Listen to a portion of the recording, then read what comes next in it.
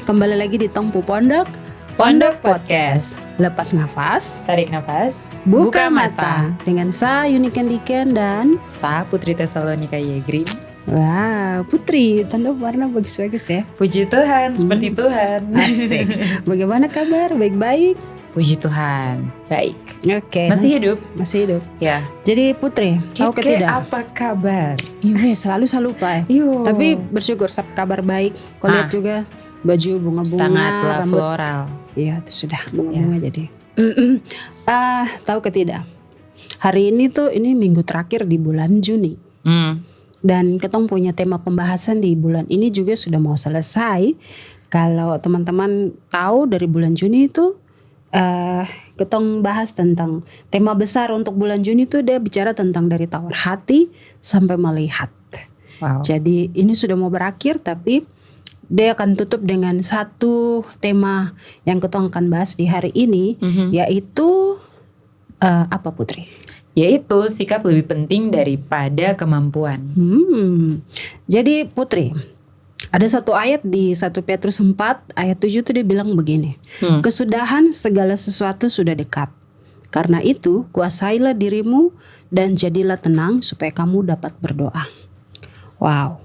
Jadi ada survei yang dibuat oleh Lembaga Perlindungan Anak dan Komnas Perlindungan bahwa ini di Indonesia anak-anak muda itu punya masalah dengan yang namanya kontrol diri. Betul sekali. Kenapa begitu? Wow. Karena mereka punya kemampuan untuk bisa kontrol diri, tapi tidak punya sikap untuk bisa kontrol diri. Jadi itu yang akan ketong bahas hari ini. Jadi ayo ketong bahas sama-sama. Putri, jadi mau tanya-tanya kabar nih. Apa yang Putri sudah? Kenapa Putri ketawa? Tidak apa-apa. Oke, sepertinya ada sesuatu.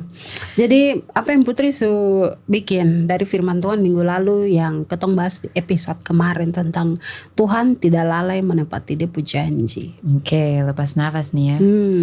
Dari 2 Petrus pasal 3 yang tentang hari Tuhan itu toh. Iya. Yang saya alami mungkin lebih ke arah menerapkan untuk kasih ingat sepu diri setiap hari. Kalau Tuhan itu tahu apa yang Dia buat dan Dia tidak lalai, Dia tidak akan lupa dengan Dia pu janji ke kitong. Begitu. Seperti yang kemarin penerapannya mungkin lebih ke arah zoom out. Dari sapu kehidupan ini untuk kayak untuk kayak percaya dan meneguhkan sapu diri sendiri kalau walaupun kau belum melihat itu tapi Tuhan sedang bekerja. Yang kayak kita sudah bahas toh. Kayak kita ini macam ada di film. Bisa kayak bilang ke sapu diri sendiri, kau tuh ada di film.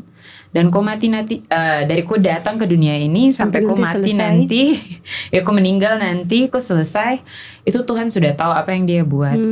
Jadi ya yang setiap hari kau bisa lakukan adalah terus teguhkan kau pu hati bahwa Tuhan itu Dia tahu apa yang Dia buat dan Dia akan tepati kau pu janji. Lebih ke arah recall atau mengingat semua yang Tuhan sudah kasih. Contoh seperti kayak masa-masa kuliah dulu, terpercaya kalau bisa lulus kuliah tapi akhirnya lulus juga, itu kan suatu janji yang ditepati tuh. Jadi kayak Tuhan bilang banyak sebenarnya yang Tuhan sudah buat dan ku setiap hari harus siap begitu. Dan sampai di situ saja saya coba untuk namanya juga menerapkan. Berarti kita menerapkan itu dan kita bagi itu toh. Jadi saya bagi itu ke beberapa teman kalau tidak usah terlalu frustasi dengan kau punya kehidupan. Tahu bahwa Tuhan tetap pegang kendali. Itu yang luar biasa di situ. Saya bilang harasa, Tuhan. Ada penghiburan ya. Ada penghiburan. Nah, bagaimana dengan Keke? Luar biasa. Jadi bicara-bicara tentang Tuhan terlalai Dia tepati Dia pu janji nih kan. Kemarin ada bagian yang kita bilang Tuhan pu waktu dan tong pu waktu itu terasa sama begitu. Jadi minggu ini yang saya bikin adalah melihat segala sesuatu tuh dari kacamata waktunya Tuhan. Wow. Dari kalendernya Tuhan begitu. Jadi waktu ikut waktunya Tuhan, ketika mengikuti waktunya Tuhan dalam hidup di kehidupan di minggu ini, sebenarnya saya tidak banyak bikin apa kemarin tuh saya lupa. Oh ya, ada konsel. Ada konsel dengan teman-teman dari Harapan. Wah. Terus ketong lihat tentang waktu Tuhan juga. Kalau ini sekarang waktu Tuhan, berarti ada sesuatu yang ketong perlu buat gitu. Jadi bersyukur saya lihat tentang bagaimana ada ketong punya teman satu yang memang sekarang dia tahu kalau ini Tuhan waktu untuk dia mulai bisa buka satu komsel baru. Dan untuk saya bersyukur sekali lihat itu, bagaimana dia punya perkembangan, bertumbuh, menjadi dewasa di dalam Tuhan, punya hubungan yang baik dengan Tuhan, dan akhirnya seperti Tuhan taruh satu beban di hati untuk bisa mulai melayani komsel untuk ibu-ibu yang baru menikah. Begitu. Jadi untuk saya maksudnya jadi saksi hidup begitu, toh lihat dong punya perkembangan ini bagaimana, dan akhirnya bisa mulai sesuatu yang baru. Untuk saat itu selain memang Tuhan waktu tuh dia tidak pernah terlambat dan tidak pernah terlalu cepat juga. Betul. Tapi selalu pas, tepat begitu. Jadi lebih ke enjoy, terus santai saja. Maksudnya santai itu berarti tidak buat apa-apa, tapi santai itu sambil lihat bahwa kan semua sudah di dalam time frame-nya Tuhan toh. Kita punya durasi hidup ini kan Tuhan sudah tentukan. Jadi ikuti saja kemana dia bawa, dia mau bikin apa, menikmati saja. Kalau misalnya hari minggu-minggu berjalan kemarin itu ada waktu di mana harus sharing dengan orang, bicara tentang kebaikan Tuhan, justru waktu ketong minta itu dan Tuhan kasih dan bisa buat itu. Jadi bersyukur bisa sharing ke orang-orang juga, bisa berdoa juga buat orang-orang, walaupun ya tidak banyak, tapi 1-2 ada orang-orang yang memang Tuhan taruh di sapu hati untuk digerakkan buat bisa lakukan itu. Seperti anggaplah hari ini tuh sapu hari terakhir saya hidup di dunia. Wow, bicara tentang santai-santai tadi, tenang-tenang, kita kayaknya akan masuk ke situ ya. Begitu. Jadi begitu sudah tong punya lepas nafas sebentar untuk masuk ke yang lebih wow lagi. Oke. Oke, Putri, kita mau tanya-tanya dulu. Tadi kan di awal kita bicara tentang hari ini itu pembahasan tentang sikap itu lebih penting daripada kemampuan. Bicara-bicara tentang sikap dan kemampuan, Putri pernahkah tidak pernah mungkin jatuh sakit sampai hampir sampai hampir meninggal begitu, atau mungkin pernah kecelakaan motor atau pernah kecelakaan begitu dan hampir juga meninggal. Dan dari pengalaman itu apa yang membuat Putri bisa sampai mungkin punya pandangan yang berbeda terhadap hidup di masa hari ini? Dan kalau bicara tentang sakit atau kecelakaan kan berarti sesuatu yang berkaitan dengan penderitaan atau sengsara. Bagaimana penderitaan ini, atau mungkin ini kalau pernah punya pengalaman sakit atau sesuatu yang pernah dialami, itu bisa membuat Putri punya sikap yang berbeda untuk melihat hidup yang sekarang ini di dalam Kristus. Bagaimana? Oke. Pertanyaan yang sangat dalam. Baik. Dan tadi sebetulnya sepanjang Kakak Ike bicara tentang penderitaan dan hampir dekat meninggal, sebenarnya banyak ya yang saya alami. Tapi baru macam kayak tadi barusan saja macam Tuhan kasih ingat tentang satu hal yang dia mau saya untuk bicara. Dan tentunya pernah mengalami sakit, masuk rumah sakit maupun kecelakaan, tapi puji Tuhannya tidak sampai mau meninggal. Tapi bicara tentang penderitaan, mungkin teman-teman yang sudah pernah nonton Pondok Podcast sebelumnya, waktu pertama sebelumnya, episode sebelumnya itu mungkin sudah pernah dengar satu kesaksian tentang yang waktu saya kecil saya pernah dilecehkan oleh seseorang. Jadi mungkin saya akan bawa kembali ini lagi karena ini sangat penting bagi saya untuk bisa tahu bagaimana Tuhan punya rancangan yang luar biasa di dalam di dalam sapu kehidupan. Jadi dulu waktu saya kecil, waktu kelas 6 SD, sempat karena merasa diri kurang berharga ya sebagai anak kecil kelas 6 SD itu, saya pernah coba untuk kasih masuk sapu diri di dalam bak mandi untuk bunuh sapu diri sih. Begitu, lebih ke arah sudah hidup untuk apa? Kok dilecehkan, kok tidak berharga, kok lucu, begini dan lain sebagainya. Mau cerita ke mama bagaimana? Keadaan di dalam rumah juga seperti itu. Tidak ada tempat perlindungan yang rasanya aman untuk putri kelas 6 SD itu. Jadi waktu itu masuk ke dalam kamar mandi, kunci pintu, kan tong punya bak di rumah itu toh. Saya masuk ke dalam, bertahan satu nafas. Dan ada suara, saya dengar sangat nyata begitu, bilang kalau kau teramati hari ini, saya mau pakai kau. Saya keluar dari situ dan saya bingung itu siapa. Keluar lagi dari kamar mandi, terada orang. Jadi mungkin saat itu cuma kayak takut, merinding begitu, tapi saya tahu betul kalau itu suara yang menolong saya sampai bisa duduk hari ini di sini. Dan melalui suara itu saya tahu kalau itu suara Tuhan. Lewat penderitaan, dilecehkan selama bertahun-tahun dari kecil. Seorang anak kecil yang tidak harus tahu hal itu, tapi Tuhan izinkan untuk tahu hal itu. Tuhan menunjukkan bahwa dia akan menang dalam sebuah kehidupan, dan dia sudah menang. Lewat penderitaan itu saya disembuhkan untuk mengampuni yang melecehkan saya. Dan di situ juga kami punya hubungan yang baru. Dan tidak sampai di situ, sekarang di berbagai kesempatan saya coba untuk bawa kesaksian itu kepada siapa saja yang Tuhan sentuh sapu hati untuk bicara hal itu. Karena kesaksian itu sebetulnya adalah senjata untuk melawan iblis. Begitu. Kalau dari saya kayak begitu. Kayak penderitaan itu ternyata kalau kamu mau mengerti dalam Tuhan dan kamu mau jalani itu bersama dengan Tuhan, nanti dia buah akan tetap manis. Betul sekali. Begitu. Wow, saya lihat Putri punya cerita ini cukup bikin terharu juga. Tapi kalau nonton di episode kemarin, saya bilang tentang gagal atau penyesalan di masa lalu.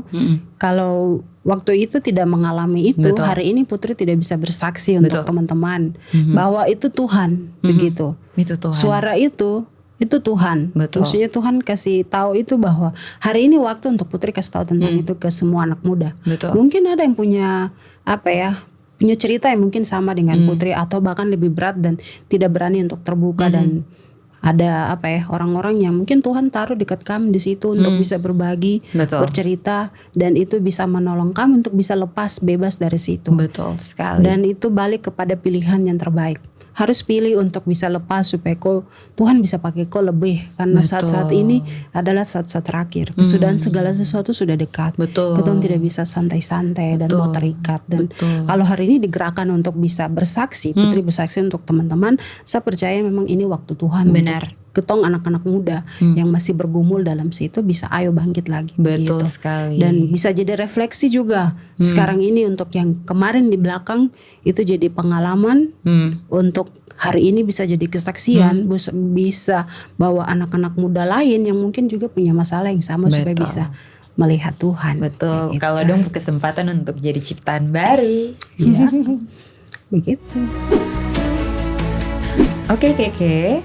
Dan semua yang nonton, saya mau tanya. Kenapa? Tuhan Yesus baik. Jadi yang saya mau tanya ke Keke, dan mungkin ini juga pertanyaan buat teman-teman yang nonton. Kenapa kalau ada seseorang di tong kehidupan yang, atau tong sendiri lah, yang mengalami Tuhan dan dapat pembaruan di dalam tong punya hidup, itu kan namanya juga baru, jadi kayak terasa sama dengan yang lama begitu. Bahkan Firman juga bilang gitu. Nah, Keke pernah tidak mengalami ketika Keke kehidupan itu dibarui oleh Tuhan, Keke menyadari bahwa Keke ada ciptaan baru ada banyak orang-orang yang merasa terusik begitu dengan hal itu, macam kayak dong tersenang lihat hal itu begitu. Dan pernah tidak mengalami sampai mungkin ditolak atau dibicarakan oleh orang-orang itu karena apa yang Tuhan buat di Keke kehidupan yang buat Keke baru begitu, punya jiwa yang baru dalam Tuhan gitu. Waktu dan tempat. Baik, terima kasih untuk waktu dan tempat. Tadi saya pikir-pikir ini sambil Putri tanya, tuh saya pikir siapa yang pernah tolak saya begitu. Wow, ada pernah nih. Mungkin ada, tapi mungkin saya yang lupa. Wow, terlalu positif pikirannya. Puji Tuhan tuh. Bicara tentang pembaharuan, Yang saya lihat di sini waktu ketong punya hidup dirubahkan atau diubahkan oleh Tuhan, dari berpindah dari jalan yang menuju maut menjadi ke jalan yang menuju kehidupan yang kekal. Artinya kan berarti itu tadi seperti Putri bilang, kita punya hidup sudah tidak sama seperti yang kemarin. Gitu. Secara rohani, secara percaya kepada Yesus itu sudah beda. Tapi di kehidupan yang setiap hari, secara jasmani yang orang bisa lihat dengan mata dan sentuh dan rasa, mungkin tidak akan terlalu kelihatan bedanya. Begitu. Tapi dengan ketong punya pola hidup, cara hidup yang baru mulai hari ini 1-2 hari dan mulai berjalan terus, itu beda sekali. Dan saya lihat iblis dia tidak suka dengan pembaharuan hidup seseorang. Begitu. Iblis dia akan selalu cari cara untuk membuat kita mengingat masa lalu, supaya kita jatuh lagi dan masih rasa kalau kita belum berubah, belum diubahkan oleh Tuhan. Apalagi baru ya, ini baru masuk hidup yang baru bersama-sama dengan Tuhan, pasti tantangan itu dia akan mulai datang setiap hari. Oh ya, masih ingat kembali ke belakang kah? Atau iblis mungkin korek dengan pikiran yang mungkin kalau hari ini untuk mulai sesuatu, ini contoh untuk misalnya tidak mau merokok. Oh, mulai hari ini saya tidak akan merokok. Tapi nanti jalan mulai setengah hari, macam perasaan itu dia akan muncul sedikit. Aduh, kayaknya nih kalau pas lagi stres atau mungkin pikiran tertenang atau mungkin lapar atau haus atau sebelum ini, barang itu dia bisa muncul tiba-tiba untuk bikin ketong untuk kembali lakukan hal itu lagi. Begitu. Dan ketong punya hidup yang mulai berjalan itu pasti juga akan dilihat orang. Sudah pasti, karena perubahan itu bukan hanya di dalam tapi di luar juga harus kelihatan. Betul. Ada buah begitu. Dan waktu menghasilkan buah kan kalau kau hidup di dalam Yesus pasti buahnya manis. Buah-buah pertobatan, kasih, sukacita, damai sejahtera, pengendalian diri. Buah-buah roh itu dari Galatia 5 ayat berapa itu? 20 kah? Dan seterusnya. Galatia 5. Begitu. Tapi kalau buah itu kita hasilkannya tidak sesuai, ya itu pasti akan ada pro dan kontra di situ. Dan iblis dia senang untuk pakai sesuatu yang kita anggap benar. Betul. Untuk bikin itu jadi tidak benar. Begitu. Saya pernah ada satu buku yang dia bicara tentang ini.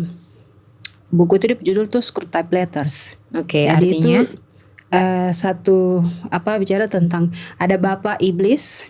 Dia tulis surat untuk dia anak buah iblis untuk pergi cobai ini manusia begitu. Jadi dia akan mulai dengan sesuatu yang ketong lihat itu benar. Dia bisa mulai dengan putar balik kebenaran firman Tuhan. Jadi ketong lihat kayak itu sama tapi itu beda. Bisa beda-beda tipis. Jadi saya lihat di sini tentang iblis pakai itu untuk menghancurkan ketong, apalagi anak-anak muda itu banyak sekali. Begitu. Contoh seperti mau pergi gereja, tidak apa-apa, mau tidak pergi gereja tidak apa-apa, yang penting saya baca Alkitab toh. Begitu. Tapi persekutuan dengan orang-orang percaya, fellowship di dalam hubungan antara orang-orang percaya dengan Tuhan itu juga penting. Kau tidak bisa hidup sendiri baru kau bertumbuh sendiri. Harus ada komunitas baru kau bisa bertumbuh bersama. Setuju. Kalau kau sendiri, kau tumbuh jadi apa? Susah. Begitu. Jadi saya lihatnya di sini, kalau ketong tidak punya pembaharuan dalam hidup, ketong juga tidak bisa menjadi berkat buat orang lain. Pembaharuan mulai dari ketong punya akal budi, pikiran, pola pikir itu harus berubah. Kalau ketong menganggap satu penderitaan itu Tuhan yang kutuk atau ketong marah sama Tuhan, tidak. Harusnya ketong lihat dari cara pandangnya Tuhan. Penderitaan itu Tuhan kasih supaya ketong belajar bergantung sama Tuhan. Menderita supaya bergantung sama Tuhan. Begitu. Kalau tidak menderita kan orang anggap diri, anggap hidup tuh biasa-biasa saja. Apalagi sekarang kesudahan segala sesuatu sudah dekat. Artinya sudah tidak ada waktu lagi. Jadi waktu sudah sedikit lagi Tuhan datang. Begitu. Anggaplah kau hidup hari ini tuh hari terakhir. Supaya besok waktu kau ada banyak jiwa-jiwa, entah 1 atau 2 jiwa bisa diselamatkan dari kau hidup. Itu yang penting. Jadi itu yang saya belajar tentang pembaharuan. Dan kalau orang maki-maki saya atau mungkin bicara saya, tolak saya, pernah ada satu pengalaman. Tapi itu di dalam saya punya pelayanan, saya kan di bagian penerjemahan Alkitab Melayu Papua. Jadi pernah ada satu kesempatan dengan tim kita kunjungan ke satu tempat di gereja. Terus sampai di situ tolaknya tuh seperti ini kita lagi mau sampaikan firman Tuhan yang kita bikin dengan melalui Papua ini supaya orang Papua kan bisa dengar. Dengan Itu kan bahasa dengan sehari-hari bahasa ini. yang kamu ada pakai karena di hati kamu mengerti tobat dan kamu hidup berubah begitu. Baru bicara 1-2 kata tentang itu langsung gereja kosong. Wow. Begitu. Tempat itu langsung kosong, tidak ada orang dan tiba-tiba saya sedih sekali dan langsung saya ingat ke waktu Yesus ditolak di Depo kampung sendiri. Jadi saya bilang ini Injil ketong bawa untuk sampaikan ke kamu tapi kamu tolak begitu. Mungkin saya tidak tahu dong punya pikiran mungkin untuk dorang mungkin dong tidak tolak tapi yang saya rasa di hati itu ditolak. Penolakan. Dan saya ingat lagi kalau dong tolak saya bukan saya yang dong tolak tapi dong tolak Tuhan. Begitu. Jadi kasih biar dong urusan dengan Tuhan. Saya bikin sapu bagian saja. Begitu. Wow. Jadi itu sih. Keren. Mau tambah sesuatu? Bicara tentang buah. Buah itu kan ada artinya diciptakan ya untuk dimakan. Begitu toh. Iya. Kayak mungkin orang kenapa tadi pentingnya berkomunitas di dalam Tuhan ya karena orang lain juga harus rasa buah itu. Mungkin ketika rasa buah itu pun bukan berarti orang itu bisa judge atau hakimi orang lain punya buah. Begitu toh. Itu nggak ada apa. Terus macam kayak penolakan. Yang sama bilang mungkin penyakit yang didapati oleh anak muda saya sih. Saya juga. Dan kakak Ike dan semua di belakang yang anak-anak muda. Atau manusia lah. Manusia berarti bukan anak muda lagi. Oke. Jadi siapapun kau dari tua muda berarti kalau kau terima ini untuk kau ya puji Tuhan. Ya betul. Bicara tentang hidup yang dibarui, manusia jangan takut untuk dibarui Tuhan. Wah, jangan takut untuk kehilangan orang-orang yang akan selalu ada dalam kupu kehidupan. Macam kayak aduh sama ikut Tuhan Yesus. Saya tahu ini benar, saya tahu ini sudah yang Tuhan mau. Tapi karena nanti sapu bro dong kasih tinggal sapu mante-mante teman-teman bestie dong kasih tinggal tidak gaul lagi. Saya dikeluarkan dari circle terapa-apa. Saya kasih tahu ya. Iya. Dari November 2023 kah 22? 22. Ya, 2023. 22. Oh ya sudah itu. Ya sudah itu ya pokoknya November ke Oktober. Ya intinya dari 2 tahun yang lalu ketika saya memutuskan untuk ikut Yesus dan sungguh-sungguh kamu tahu saya takut sekali akan kehilangan teman-teman itu kayak aduh Tuhan tidak nanti tergaul tapi ternyata ketika Tuhan minta kau untuk kasih keluar lingkaran gelap itu, Dia akan sediakan orang-orang terang untuk kupu kehidupan. Begitu, jadi jangan takut untuk banting setir asa mau ikut Tuhan. Tuhan akan kirim. Dia suruh Abraham pergi ke tanah itu aja. Dia sediakan segala sesuatu. Yang memberkati kau akan berkati dong juga. Yang kutuk kau akan kutuk dong juga. Tapi itu bukan berarti kita main kutuk-kutuk orang saja ya, tidak. Saya pun juga bukan mengatakan saya punya circle pertemanan yang dulu itu dongklak dan saya tidak sayang dorang.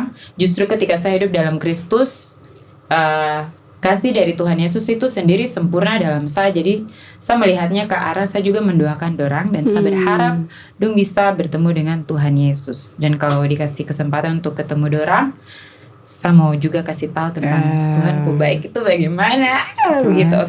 Saya ini tadi Putri bilang tentang teman-teman yang masih dalam hidup dalam gelap itu tuh. Jadi saya pikir tentang ini tampil beda. Waktu sudah ada pembaharuan dalam hidup kan berarti kita tampil beda toh. Begitu. Jadi waktu ketong tampil beda ya hubungan tetap Yesus kan datang dia punya hubungan baik dengan orang-orang berdosa toh. Dia datang untuk itu karena dorang ini yang hilang begitu. Jadi waktu ketong tampil beda bukan berarti ketong tidak berteman dengan dorang, tapi ketong tidak berteman dengan dorang, ketong jadi terang untuk dorang. Begitu supaya dong bisa berteman terima Yesus. Iya, berteman untuk jadi terang. Begitu. Supaya waktu lewat ketong punya terang itu, terang Yesus yang di dalam ketong, dorang ini juga bisa dimenangkan. Begitu. Sebelum segala sesuatunya selesai di dunia ini. Artinya Tuhan datang kali kedua. Putri, Keke. Tadi tong sudah bicara banyak sekali ya. Jadi hari ini kan tadi sebenarnya di awal saya belum bilang, ketong punya perikop pembahasan itu ada di 1 Petrus pasal 4 ayat 7 sampai 11. Tentang itu sikap lebih penting daripada kemampuan. Kalau ketong lihat di ayat-ayat ini tuh ada apa ya? Hal-hal yang penting sekali yang ketong harus bikin begitu. Ada prioritas.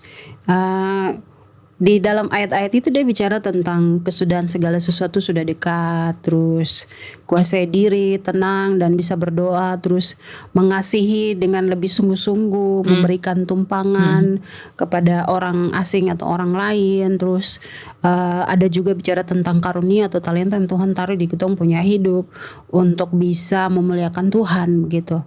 Nah, hal-hal ini tuh adalah prioritas-prioritas yang ketong harus bikin. Apalagi sebagai anak-anak muda. Kadang-kadang ketong bicara, ketong lebih lihat kemampuan daripada ketong punya sikap. Tapi ketong mau lihat lagi firman Tuhan bilang apa tentang prioritas-prioritas ini.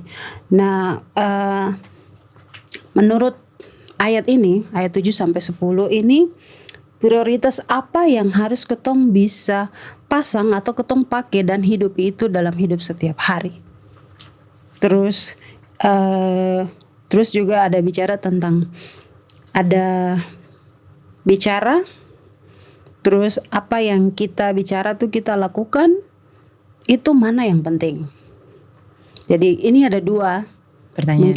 Mungkin ada jawaban juga sedikit beda. Jadi mungkin Putri bisa mulai mau kasih tahu yang mana dulu. Mungkin bisa mulai dari prioritas atau juga mungkin dengan yang satu tadi. Silakan. Oke, mungkin yang saya mau jawab dari itu bukan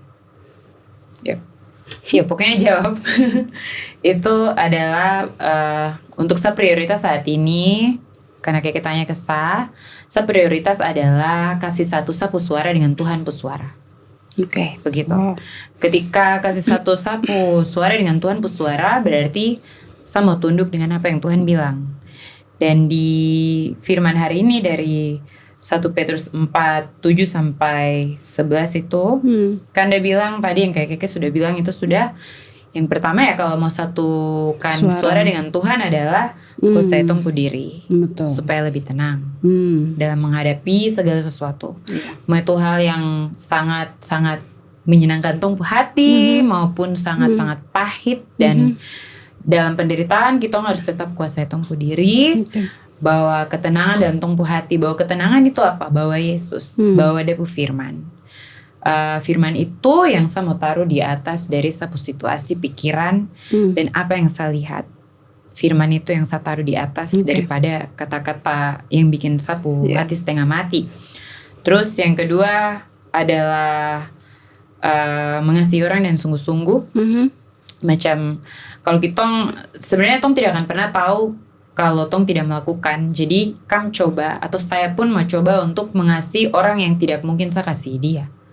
Begitu. Karena ketika saya mengasihi orang yang tidak mungkin saya kasih dia, itu menutupi segala hal yang menutupi segala sesuatu, menutupi segala sesuatu, menutupi banyak sekali dosa. Karena Tuhan pun begitu ke orang, begitu toh. Karena dia kasih sampai akhirnya dia mau melakukan karya keselamatan, hidup 33 tahun, mati, kasih tahu kabar baik ke dunia, mati di kayu salib, bangkit di hari ketiga, kasih sedia tempat ketika nanti tong semua mati di dunia ini, meninggal maksudnya ya.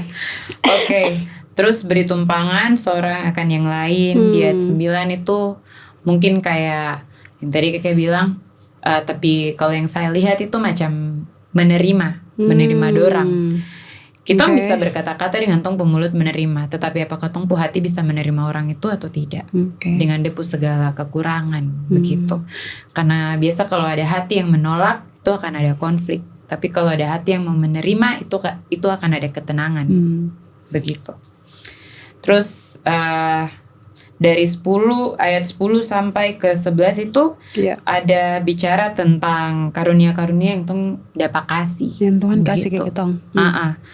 Macam kalau kau bisa bicara, kalau untuk saya pribadi, kalau kau bisa bicara, yang sama prinsip yang saya mau taruh dalam sebuah kehidupan sehari-hari adalah ketika mulut ini masih bisa kasih keluar kata-kata, kasih keluarlah kata-kata yang memberkati orang, kasih keluarlah kata-kata yang menyebarkan iman, kekuatan, pengharapan. Jangan ketakutan. Hati-hati sekali dalam pakai tong punya mulut, karena yang keluar dari tong punya mulut, apakah itu dia bisa kasih ketenangan atau malah ketakutan gitu. Apakah dia akan kasih Yesus yaitu tenang sendiri, atau iblis yaitu ketakutan, kekhawatiran, kayak begitu.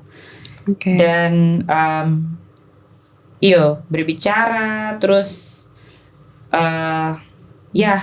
itu sih yang saya mau terapkan dalam sapu diri. Adalah prinsipnya adalah kalau besok Tuhan masih kasih izin saya untuk bicara, bahkan setelah tong syuting di sini untuk bicara, saya akan mengusahakan untuk satu suara dengan Tuhan supaya yang keluar dari sapu mulut itu memberikan pengharapan. Pengharapan yang dikasih di mulut itu bukan pengharapan yang sumber dari tong, tapi dari Tuhan. Kayak macam iya, Tuhan akan tolong kok. Misalnya dia bilang, aduh, saya bagaimana nih? Lulus kuliah ke tidak, terpuang.